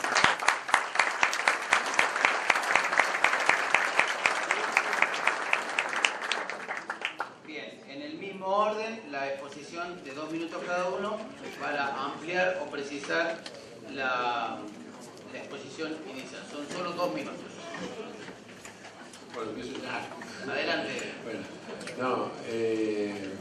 Bueno, estos espacios nos permiten, no sé si de una forma sincera, encontrar coincidencias. Por ejemplo, con el tema de los órganos de control, hay absoluta coincidencia en todas las fuerzas políticas. Lo único que quiero aquí advertir de que hay fuerzas políticas que tienen presencia legislativa de hace años y que en realidad este tema no ha sido enfocado como corresponde ni abordado como corresponde. Otra cosa que, digamos, rápidamente trato de poner en evidencia es esta obligación constitucional de que se sancione una ley de coparticipación, una ley de acuerdo, y no puede haber 17 años de atraso porque es difícil, no dice la Constitución claramente de que se debe abordar cosas fáciles o difíciles. Esto, por lo menos el reparto primario tiene que haber un acuerdo y que el reparto secundario sea, digamos, motivo de mayor discusión, pero debe ser enfrentado definitivamente. Si no, sucede lo que en realidad todo el mundo conoce, que los intendentes y gobernadores tienen que peregrinar a Buenos Aires a ver si pueden generar algún tipo de gestión en sus lugares de origen, especialmente los municipios, que tienen que a su vez intercambiar por favores partidarios políticos y de alineamiento ideológico si no son receptores de estos recursos.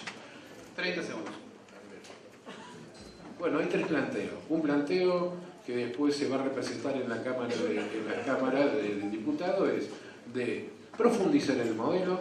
Hay un planteo de maquillar el modelo y un planteo que es de coalición cívica de reemplazar este modelo y caminar definitivamente por otros andariveles que son los de las conductas, los de los principios, los de los valores y de la transparencia. No pretendemos de que nuestra sociedad siga soportando mentiras, engaños y saqueos cíclicos cada 10 años. Muy bien.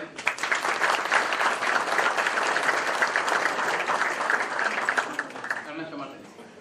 Legislar en materia tributaria no es una tarea séptica, tampoco digo que alcance a ser una categoría filosófica, pero todos saben que se basa en valores ideológicos. Cuando se habla de impuestos directos sobre el patrimonio, impuestos indirectos que gravan a la mayor parte de la población, uno hace opciones y tiene eso un contenido social.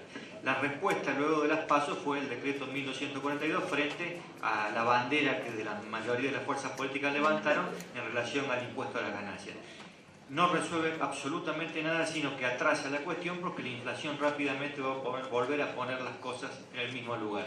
También levantamos nosotros la posibilidad o la necesidad de gravar la renta financiera y frente a eso la respuesta del Ejecutivo fue que tributen más las pequeñas y medianas empresas, 10% más de sus dividendos y la compra y venta de títulos que no cotizan en bolsa y poniendo en la misma bolsa a los grandes con los pequeños.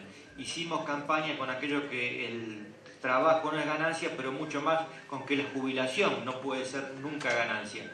Y nuestro proyecto, en ocasión de que se trate este tema específico en la última sesión de la Cámara, era que hasta las jubilaciones máximas de ninguna manera podían tributar ganancias. Solo quedan para tributar ganancias las llamadas jubilaciones de privilegio, que solo son 32.000 en el país, conforme a lo informado por el director general del ANSES.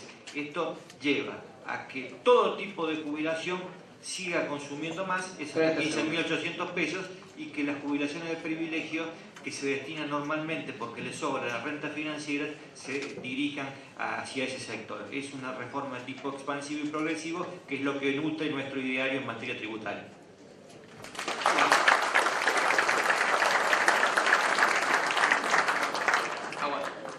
Gracias. lo que se dijo en la mesa. A mí sí me preocupa la presión impositiva desmesurada. En la Argentina en este momento la presión impositiva es cerca de 40 o un poco más, teniendo en cuenta que la nación tiene una presión del 34% del PBI, más lo que imponen las provincias, los municipios y el cruel impuesto inflacionario. Acá para sostener esto, esta es mi posición, yo entiendo que tanto el sector público, el Estado, como el sector privado tienen roles insustituibles e indelegables que prestar. Así como el Estado tiene que prestar el servicio de salud, de educación, de defensa, de justicia, el sector privado tiene el rol fundamental de crear puestos de trabajo en blanco. Necesita la Argentina crear todos los años 250.000 puestos de trabajo en blanco, que son los jóvenes que se incorporan al mercado laboral. Es decir, que si el Estado asfixia al sector privado, esos puestos de trabajo no se crean porque no se hacen las inversiones necesarias. Y si el Estado se desfinancia, tampoco presta sus servicios indispensables. Entre los roles del Estado está impulsar la actividad económica, impulsar el desarrollo del país. Para eso sirven también los impuestos. La Argentina necesita una tasa de inversión privada de 27% del producto para crear aquellos 250.000 puestos de trabajo. En la actualidad, la Argentina tiene una tasa de inversión del 19% y hay cerca de 100.000 jóvenes que quedan en el camino, o porque no encuentran trabajo en blanco, o porque solo realizan changas, o porque definitivamente no encuentran trabajo. Los bolsones de pobreza de la Argentina están constituidas por gente joven, los que quedan todos los años en el camino. Gracias.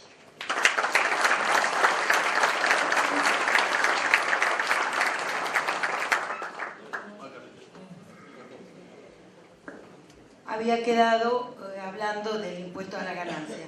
Nosotros sostenemos que de verdad este impuesto hay que sacarlo del salario porque el trabajo no es ganancia, y como acá se dijo, a la actualización de las tablas y alícuotas para autónomos y para empresas, ajustadas con el índice inflacionario real. Como no le creemos mucho al INDEC, habrá que usar el índice que se utiliza para la equiparación salarial en las paritarias. La modificación que nosotros le queremos introducir a ganancias tiene que ver con la producción primaria del sector agrícola. Nosotros pensamos que, sobre todo en el sector frutícola, que no puede estoquear su cosecha, habría que incentivar de alguna manera que haya menor presión financiera.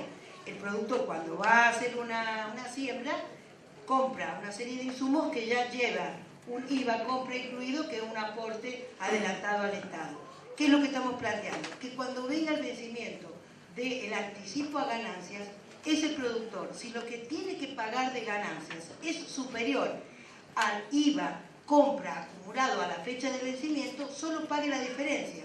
De esta manera vamos a tener un desahogo financiero en el sector para enfrentar posibles incremencias del tiempo, que no las podemos prever, que sequía, que inundación, que granizo o cualquier otra plaga fitosanitaria. Me parece que esto no sería difícil de conseguir. Respecto de las retenciones, creo que el peor error que tuvo el gobierno nacional fue romper la sociedad exitosa que tenía con el campo.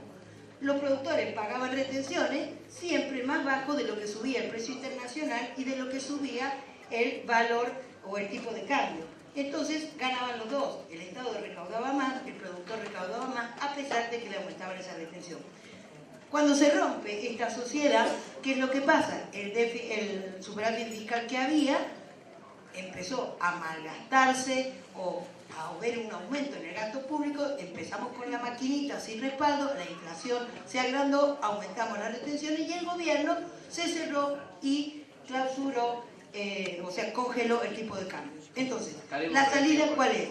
O nosotros bajamos transitoriamente las retenciones, porque una devaluación sería contraproducente, porque nos llevaría a mayor inflación, para que podamos recuperar el precio relativo de los granos, hasta tanto podamos diferenciar una retención diferenciada por cosecha, en donde retengamos menos para el trigo y el maíz, que tiene que ver con el precio del mercado interno, y le mantengamos o le subamos a la soja. De esta manera, creemos que vamos a poder otra vez reactivar uno de los sectores productivos más grandes que beneficia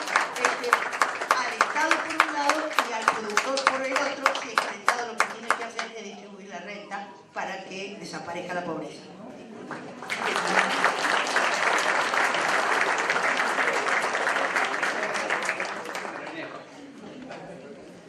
Bueno, no había alcanzado a decir casi nada sobre coparticipación.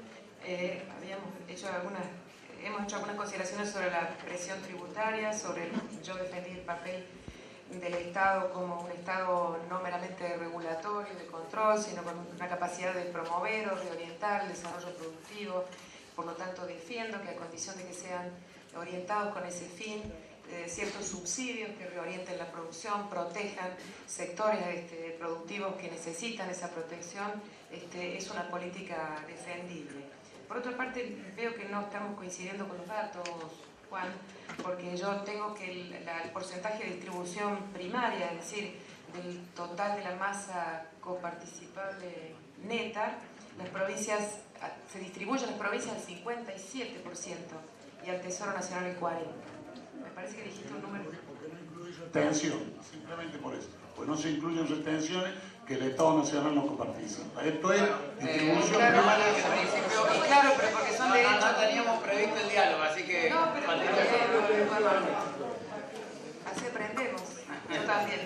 Pero digamos, los derechos de importación, y exportación son impuestos no coparticipables. Bueno, está bien, pero digamos, el modo como se calcula, según los distintos pactos fiscales, según la ley de coparticipación, la última que tenemos aprobada, y asumo también, como aquí se ha dicho, que necesitamos urgente una nueva ley de coparticipación. Fija ese porcentaje de distribución. Coincido aquí con Martínez, si es que entendí bien lo que se refería, la propuesta a la que se refería, que luego en la distribución secundaria, es decir, los coeficientes de distribución entre las provincias, nuestra provincia está severamente perjudicada con un 4,7%, que merece una redefinición y un criterio para calcular ese coeficiente, con el agregado de que no coincido, que debiera ser meramente devolutivo y debería ser también distributivo, algo que está a la altura de lo que la Constitución Nacional fija en materia de buscar políticas de equidad y de equilibrio y de integración regional. Si las provincias más ricas reclamáramos en proporción a lo que aportamos, las provincias pobres estarían condenadas a ser pobres para siempre. Nosotros queremos vivir en un país, no en un país dentro de otro país.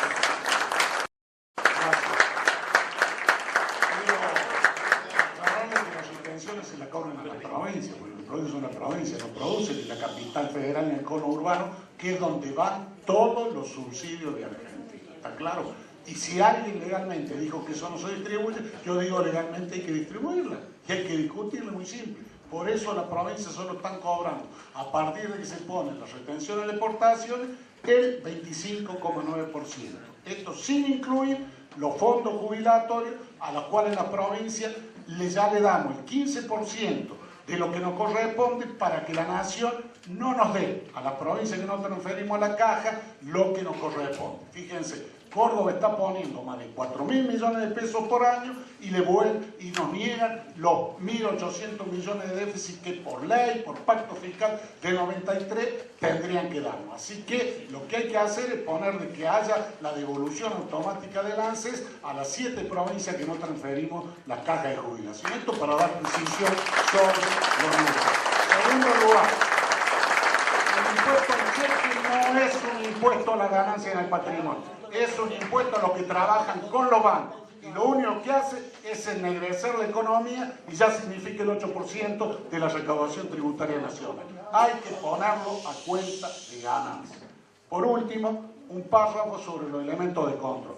Toda organización tiene controles internos y controles externos. En la parte pública y la privada. El control interno es la Sindicatura General de la Nación y el control externo es la auditoría. Lo que hay que cambiar es la ley de auditoría, que a diferencia de lo que pasa en la provincia, por ejemplo en Córdoba, donde el Tribunal de Cuentas tiene una actuación ex ante, en la auditoría de la Nación solo puede actuar después. Esto significa de que solo puede intervenir después que algún funcionario cometió algún ilícito y no puede ser parte querella. Por último, quiero decirles de que lo que está en discusión y es necesario es el acceso a la información pública. y este es el derecho de la gente y hay que sancionar una ley en esa dirección. Muchísimas gracias.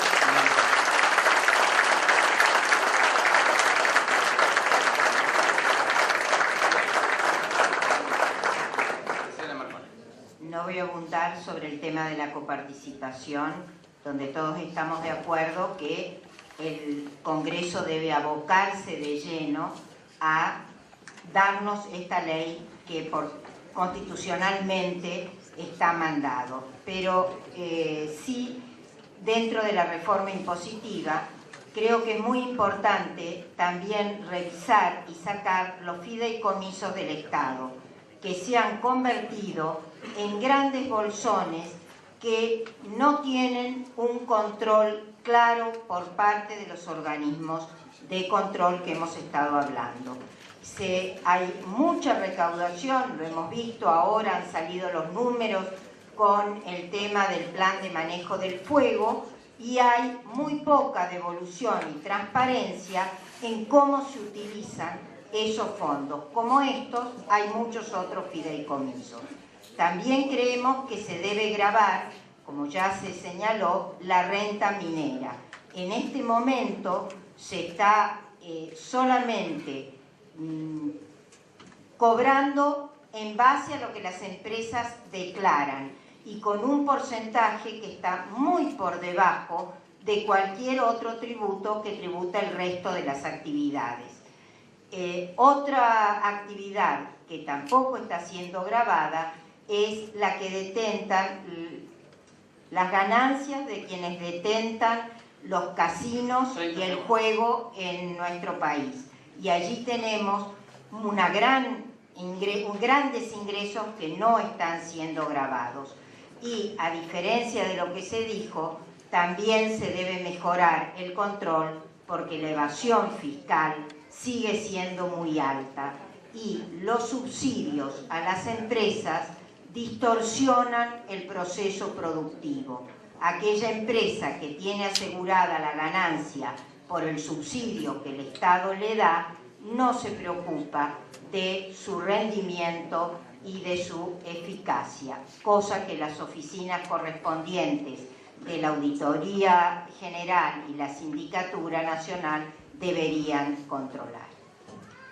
Muy bien.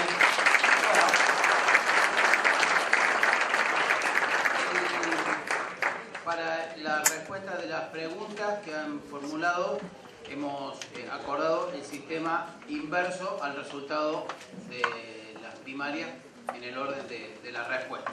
En las preguntas las hemos seleccionado a partir de la pertinencia o la relación con los temas que hemos tratado, los temas que nos ha convocado el Consejo Profesional de Ciencias Económicas, y en otros casos por la reiteración que había en algunos de esos ejes.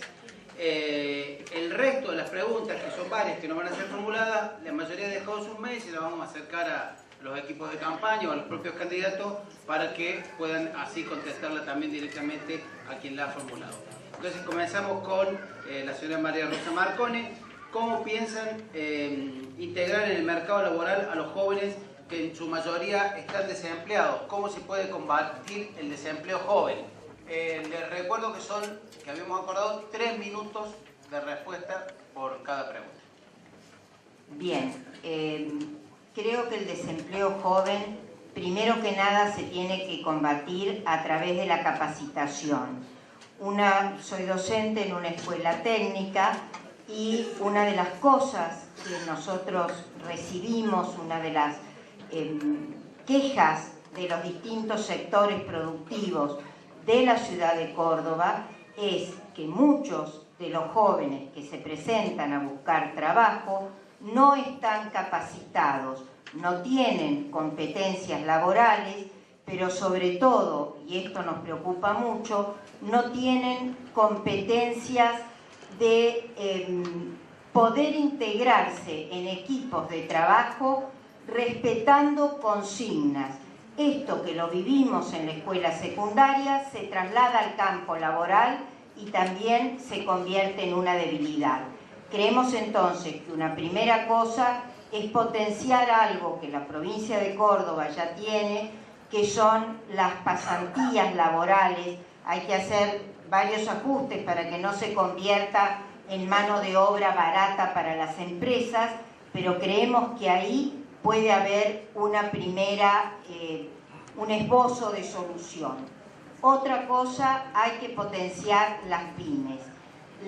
En este momento, las pequeñas y medianas empresas son las que pueden generar empleo, pero desgraciadamente generan la mayor parte del empleo en negro.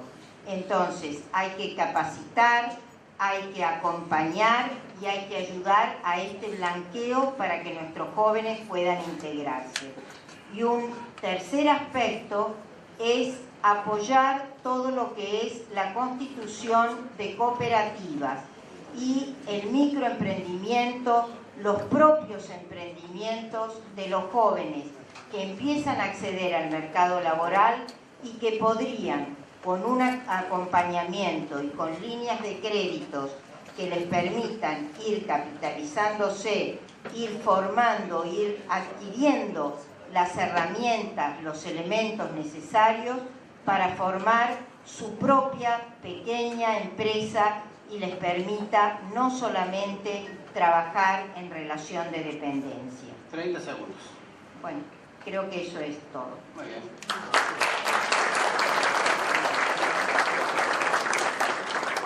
Para concluir, cuando el partido ARI se estaba organizando hace unos 10 años atrás, Elisa Carrió y Carlos Villa Carlos Paz mantendrían el régimen de retenciones agropecuarias, pero reintegraría el 50% de los productores a condición de que abstuvieran de seguir evadiendo el impuesto a la ganancia, estimado por ella en un 40%.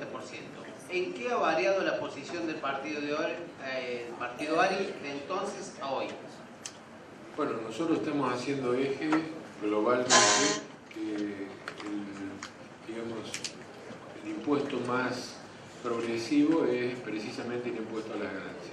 Y en cuanto a retenciones agrícola-ganaderas, nosotros estamos planteando la disminución de la incidencia de las retenciones en lo que es soja y la eliminación absoluta de retenciones en los otros productos agropecuarios.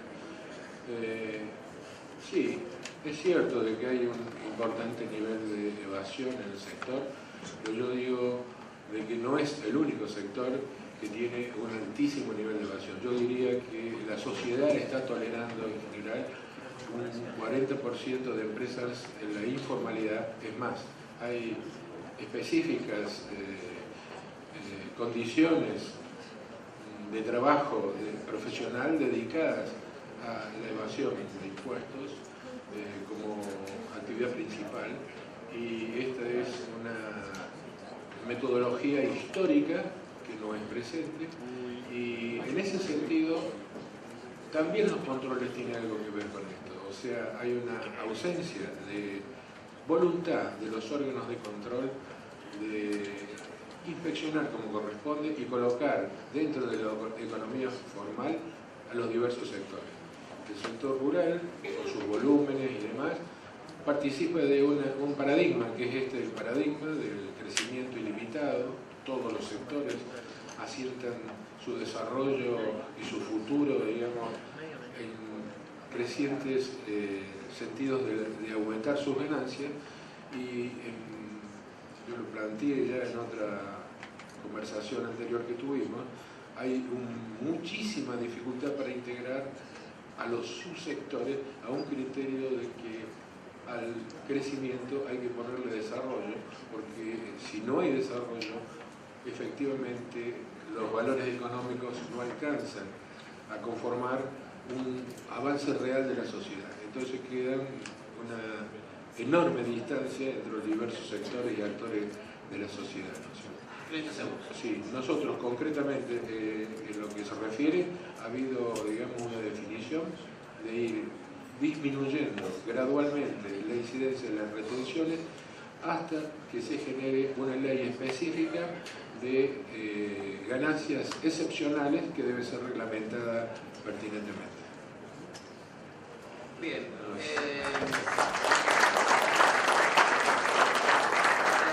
Para hablar Señores, ¿es posible dictar una ley que declare el delito de corrupción en calidad de imprescriptible?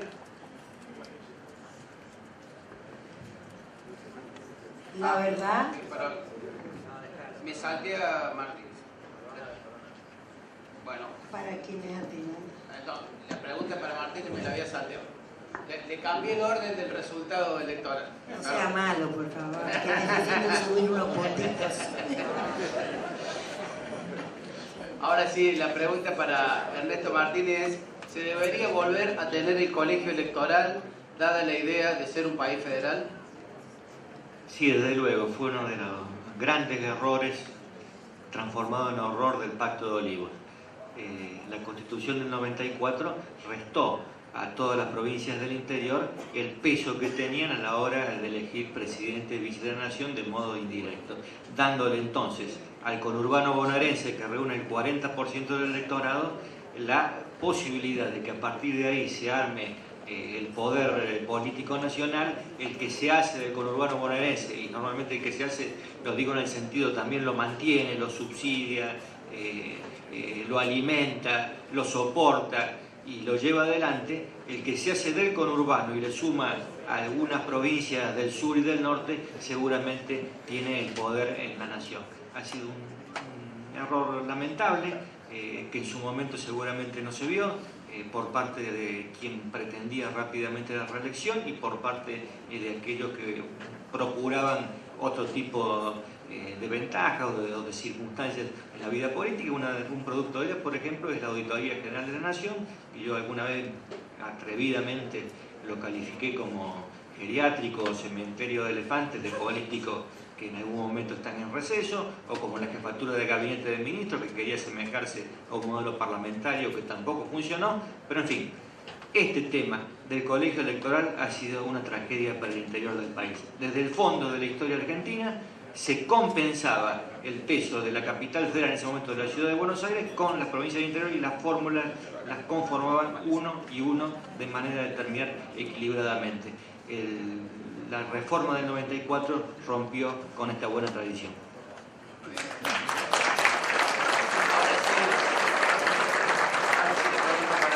¿Es posible dictar una ley que declare al delito de corrupción en calidad de imprescriptible? Yo creo que eso es lo que debiéramos lograr. Ahora, lograr consenso para obtener los votos y hacer esa ley no va a ser tarea fácil, pero me parece que los delitos de corrupción no deberían prescribir nunca. Si acabamos de hablar que los organismos de control, que tendrían la facultad y el deber de elevar a la justicia todo lo que sea sospechado de corrupción para que se investigue, y eso no se hace, ya llevamos 30 años de democracia, creo que sería de absoluta justicia y haría la transparencia de los manejos de los recursos públicos si no prescribieran nunca estos delitos. Muy bien.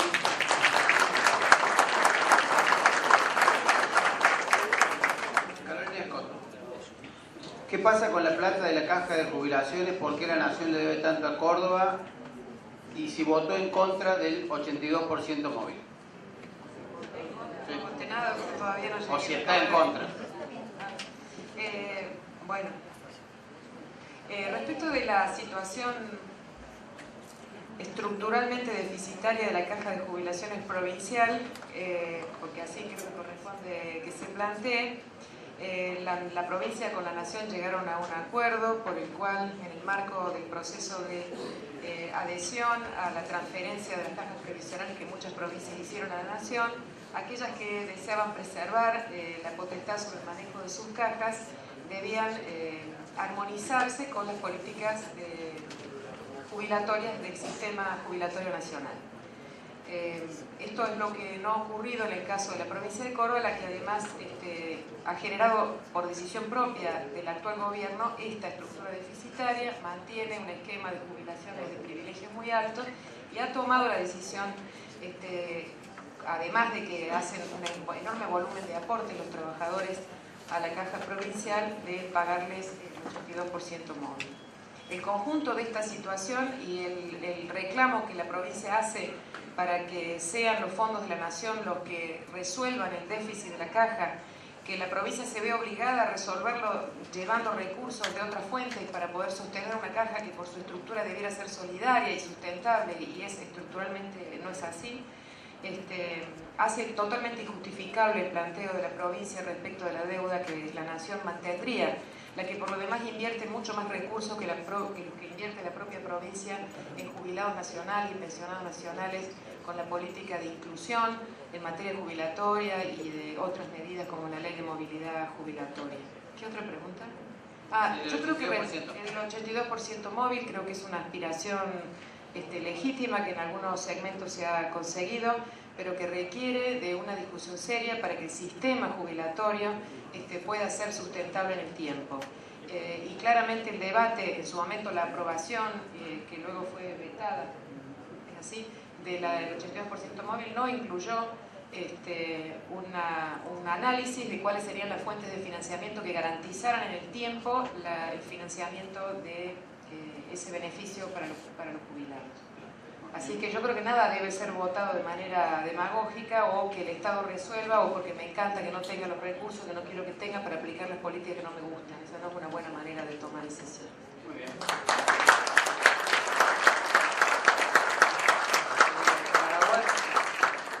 Dado que es el único candidato a la reelección, cosa que no es así porque el diputado Martínez también lo aspira, bueno, dado que es el candidato a la reelección, sería bueno que nos enseñe por qué no ha hecho realidad en estos 8 años de mandato lo que ahora nos propone. Es para que aprendamos a mejorar con el espíritu de mejorar lo que nos falta.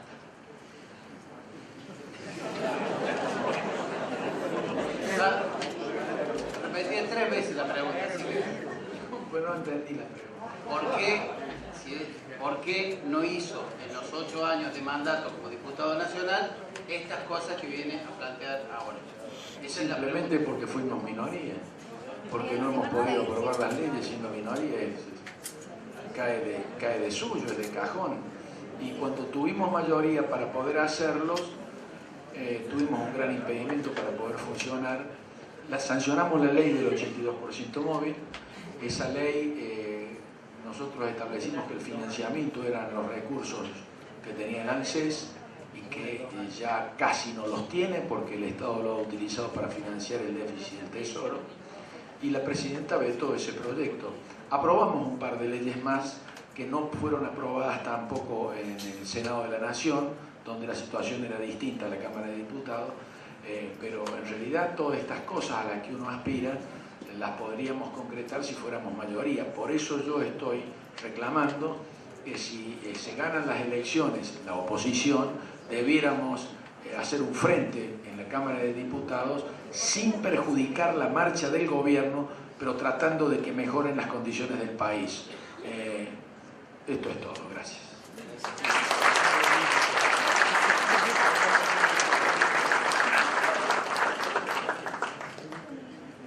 La pregunta para Schiaretti es cómo explica que después de 14 años de gobierno donde usted formó parte, esta provincia es la de mayor presión impositiva.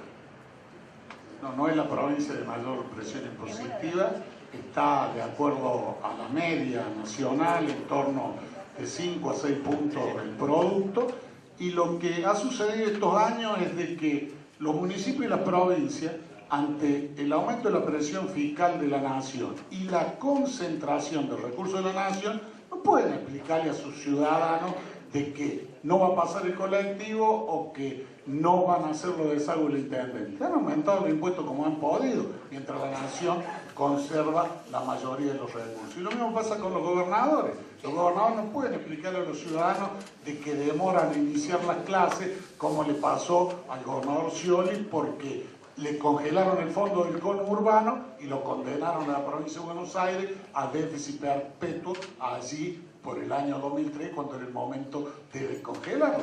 Tienen que aumentar los impuestos, y es lo que han hecho todas las provincias. Pero por eso les decía al inicio que aumentó 14 puntos la presión fiscal sobre el producto. Esos 14 puntos, 1,5 puntos solamente es responsabilidad de la provincia y municipio, y 12,5 puntos es responsabilidad del gobierno nacional, a la vez que concentró los recursos, ya que la provincia, de recibir cerca del 32% de los ingresos nacionales. Hace 10 años, ahora solo reciben el 25,9%. Pero Córdoba está dentro de la media de la presión fiscal nacional del conjunto de provincias. Por último, quiero decirles también de que si hay una provincia que tiene más coordinado su sistema jubilatorio con la Nación es Córdoba, y es la que no recibió ni un peso. Y el último acuerdo que firmamos con la Nación, que me tocó firmarlo a mí como gobernador, decía claramente: Córdoba se hace cargo de pagar el resto de las jubilaciones en lo que no esté en lo que no esté acordado con el gobierno nacional. Lo que pasa que cuando se quiere asfixiar a alguien, cuando se quiere someter al que no le hace la claque y los aplausos, se utiliza cualquier cosa para negarle los recursos. ¿Qué es lo que está haciendo la Nación? Está utilizando excusas, como utilizaba en el 2008, cuando también le hicimos juicio, hasta que cuando perdió las elecciones se avino a negociar, y porque salía el fallo de la Suprema Corte a favor de Córdoba, nos reconocieron lo que nos debía, nos pagaron un año y después ya no nos pagaron más nada. Pero no tengan duda los cordobeses, les vamos a volver a ganar y van a tener que pagar lo que nos deben a los jubilados cordobeses sin que tengan que bajar las jubilaciones de nuestra gente. Muchísimas gracias a todos por la presencia.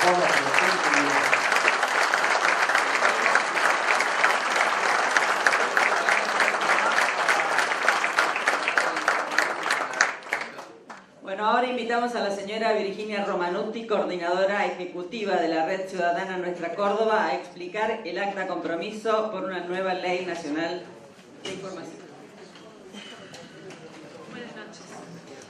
El acceso a la información pública es un derecho humano básico, reconocido como tal en declaraciones y tratados internacionales que tienen rango constitucional en nuestro país.